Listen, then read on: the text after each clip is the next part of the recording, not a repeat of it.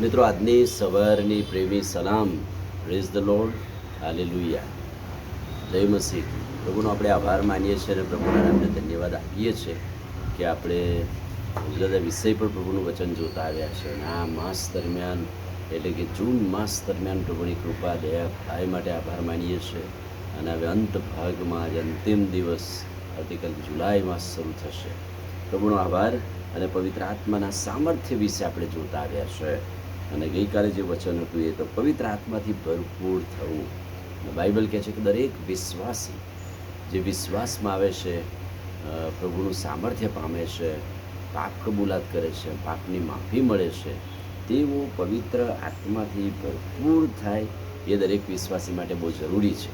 કેમ કે જ્યારે પિત્તરે ભાષણ કર્યું ત્યારે 3000 માણસો ઉમેરાયા, પણ એમણે કહ્યું કે ભાઈઓ અમે શું કરીએ? ત્યારે પિત્તરે કહ્યું કે પસ્તાવો કરો, પ્રભુ ઈસુના નામમાં બાપ્તિસ્મા લો અને વિશ્વાસી બન્યા પછી પવિત્ર આત્માનું સામર્થ્ય પામો, વિશ્વાસથી ભરપૂર થાવ અને પવિત્ર આત્માના સામર્થ્યથી ભરી જાઓ. કેમ કે યોહાની સુવાર્તા 17મો અધ્યાય અને 38મું વચન એમ કે છે, જે કોઈ મારા પર વિશ્વાસ કરે છે તેના પેટમાંથી જીવતા પાણીની નદીઓ વહેશે. એટલે જીવતા પાણીની નદીઓ એટલે શું? પવિત્ર આત્માનું સામર્થ્ય, પવિત્ર આત્માના ભરપૂરીપણાનું જીવન. જે કોઈ વિશ્વાસથી પ્રભુનો સ્વીકાર કરે છે ત્યાર પછી પવિત્ર આત્મા એનામાં કામ કરે છે અને પવિત્ર આત્માના સામર્થ્યથી તેઓ ભરી જાય છે. દાખલા તરીકે આપણા દેશમાં નદીઓ, કેટલી બધી નદીઓ વહેતી હોય છે અને ઇજિપ્તમાં પણ નાઇલ નદી છે અને લોકો એને ભરપૂર જોવા માંગે છે. ઇજિપ્ત નાઇલ નદીથી આશીર્વાદિત છે, પણ નાઇલ નદીએ પણ ભરપૂર થવું જોઈએ. નાઇલ નદી પણ બે કાંઠે વહેવી જોઈએ. અને આપણી નદીઓ માટે, નદી નાળા માટે પણ આપણે એવું કહીએ કે નદી તો હોય, એ હોવું એક વાત છે, પણ કોરી હોય, પાણી ના હોય તો શું કામનું? એટલે નદી ભરપૂર થઈ જાય પાણીથી, બે કાંઠે વહે, એ એની લાક્ષણિકતા છે. ખ્રિસ્તી વિશ્વાસી વ્યક્તિ, વિશ્વાસ હોવો એક જુદી વસ્તુ છે, પણ એ ખાલીપણું નહીં, પણ પેલી નદીની જેમ ભરપૂરીપણાથી વહેવાનું છે પવિત્ર આત્માના સામર્થ્યમાં. અને પ્રેરિતોના કૃત્ય 2 અને 4 વચન, તેઓ પવિત્ર આત્માથી ભરપૂર થયા. જ્યારે પવિત્ર આત્માનું સામર્થ્ય એમની પર આવ્યું ત્યારે તેઓ ભરપૂરીપણાના અનુભવમાં આવ્યા.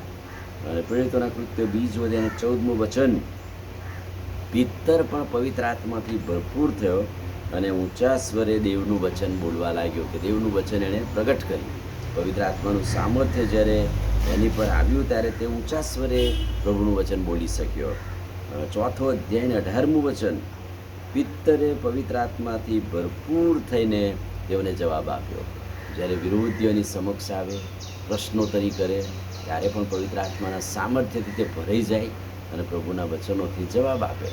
સેવક સેવિકાઓ તરીકે પવિત્ર આત્માના સામર્થ્યથી આપણે બીજાને જવાબ આપી શકીએ. જ્યારે પ્રભુ જ બુદ્ધિ આપે, જ્ઞાન આપે તો આપણે એકબીજાને શીખવી શકીએ છીએ. પ્રેરિતોના કૃત્યો 4થો અધ્યાય અને 31મું વચન, જે ઘરમાં તેઓ બેઠા હતા તે હલ્યું. જે વિશ્વાસીઓ ઘરમાં બેઠેલા તેઓ પવિત્ર આત્માના સામર્થ્યથી ભરાઈ ગયા, ઘર હાલ્યું અને તેઓ સર્વ પવિત્ર આત્માનું ભરપૂરીપણું પામ્યા અને હિંમતથી દેવની વાત પ્રગટ કરવા લાગ્યા. દેવનું વચન પ્રગટ કરવા માટે પવિત્ર આત્માનું ભરપૂરીપણું જરૂરી છે. અને આ લોકો કહે છે કે જ્યાં જ્યાં એકઠા મળતા હતા ત્યાં પ્રભુના વચનો પ્રગટ કરતા અગાઉ તેઓ પવિત્ર આત્માના સામર્થ્યથી ભરાઈ જતા હતા. મંડળી પવિત્ર આત્માના સામર્થ્યથી ભરપૂર થાય એ આ દિવસોમાં જરૂર છે. અને એટલે દરેક વિશ્વાસી, દરેક વ્યક્તિ જેઓ પ્રભુનો સ્વીકાર કરે છે તેઓ પવિત્ર આત્માના સામર્થ્યથી ભરપૂર થાય. આમીન. પ્રાર્થના કરો. ભલે પ્રભુ, આજે સવારે તમારા ખાતરીદાયક વચન માટે આભાર.